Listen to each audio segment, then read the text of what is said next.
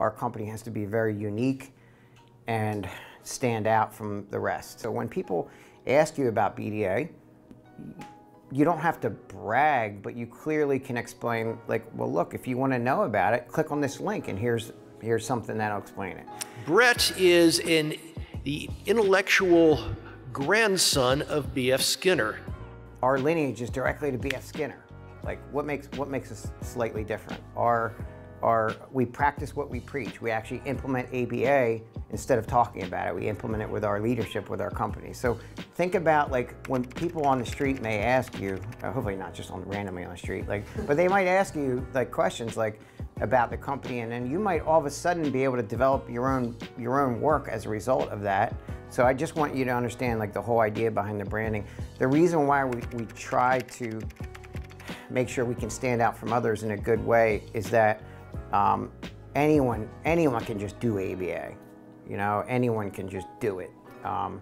But the way you deliver it is extremely crucial. So you don't have to, like I always say, you don't have to be owned by that one employer. I mean, you know how we want you to be individuals, and we try to provide the resources so you can be, you know, develop your skills. I mean, there's always rules to follow and board standards and company policies, but we want you to be an individual. So the fact that you know that when you get your BCBA, even now for that matter, that one employer is not going to unduly influence you to do something you don't agree with ethically. That's why we keep saying, I love that you're kind of like a free agent. Whether you're a subcontractor or a W-2 with all kinds of benefits, whether you work 2 hours or 200 hours a week, you have that ability to say, this really isn't the right fit for me, because they're trying to make me recommend something I don't agree with. And I know we've had that talk many times, but I like that. I mean, I think we've all been in companies before where, you know, you got more constructive criticism than you did reinforcement. So, you know, every time I'm in a school and maybe I'm training a paraprofessional or working in a classroom, you know, sometimes it's light and fluffy. I don't even like saying it, but the ratio we're supposed to aim for is what, 4 to 1, you know, 4 positive praise statements to the 1 constructive feedback. And if you look inside our agency, which, you know, it'd be great if all agencies operated in that fashion. However, it doesn't seem so. It seems that everyone operates to avoid punishment. So we're operating to gain access to additional reinforcers and meeting goals along the way. I try so hard to make sure that those things happen, and I fall short each day in some area. You know what I mean? There's an area that's fell short, but as long as it's moving the dial in that direction, like, and the trend is going that way, then it makes me feel good too. I am at that weird point where I would so much rather see, I know that the value that you add to the clients and the kids that you serve and the adults, the value that you add is directly proportionate to your discretionary effort in shooting for bigger things, and like your affect, just how positive your affect is, that needs to be measured somehow. But I know for sure the people that you mentor in this room, because you're all leaders, and then the clients that you're in front of, they're directly impacted by your affect. And when you just, if you're going through the day, there's always going to be days that you're operating on negative reinforcement. Let's face it. There's going to be days we're operating totally on negative reinforcement. We got to make our pay. We got to go fulfill an obligation. But there's that part of your day where you're super pumped about it, and it's your niche and everything I always talk about. That it's that little bit that puts you way above every other employee and every other change agent, which is the clinician, because that kid sees you're like spring in your step. You know what I mean? I don't know how to operationalize that, but there's something to that. And you shooting for these bigger things are what directly impact the clients and then the people you mentor. Because if you're modeling satisfaction, not all the time, most of the time, that drives the people to be attracted to want to work under your leadership. You're helping, I mean, besides me seeking reinforcement right now and getting it, I got f***ing soliciting it. This is great, tell me more. Like, it helps me figure out what to do more of so I can also help brand the company in a way that would attract talent. Well, I was going to say, coming from a career that I wasn't really in ABA, and coming back into this and working for you. Wait, did you with oh,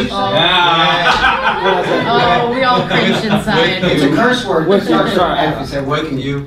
With you, sorry. Zuby was like... She punched Brett earlier. Yeah, she punches hard. Sorry, Mike.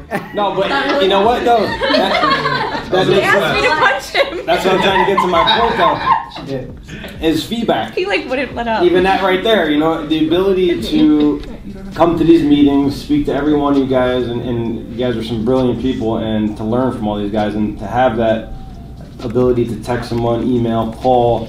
Because I was at in school the other day, and the school behaviorist was talking to myself and the DC there, and she was asking me, well, how do you find out about certain interventions? Like, she has no one to talk to. Mm-hmm. She's on an island, and there's no one for her to even speak to about it. And I feel fortunate, to be here and working with the company. This is like filming a commercial here. Wait, oh, keep freaking going. I didn't mean it like that, but it's so real. I mean,